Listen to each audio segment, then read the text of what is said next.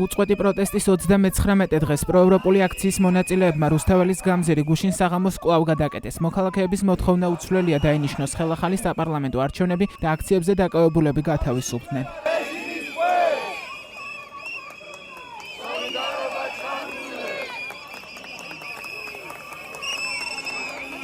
რუსთაველზე მიმდინარე 5 დეკემბრის აქციას რესპუბლიკის მოედნიდან დაძრული კაცების შოუს ფანების მარში შეუერთდა.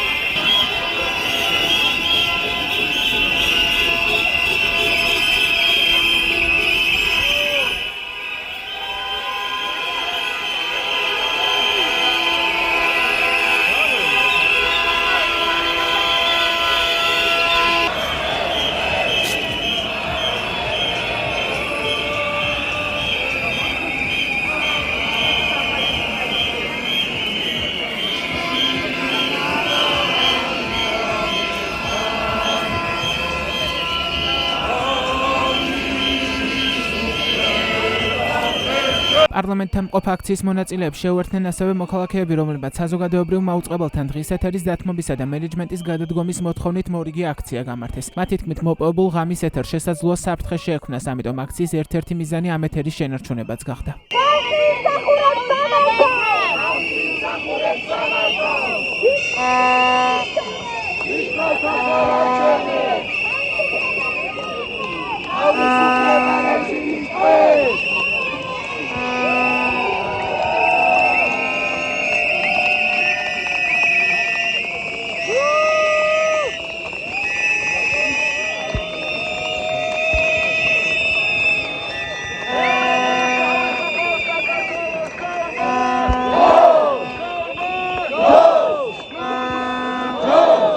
ასევე აქციის მონაწილეებმა ოკუპირებული გალის რაიონის სოფელ საბერიოში ხანძრის შედეგად დაღუპული ბავშვების ხსოვნას პატივი მიაგეს და სანთლები დაანთეს.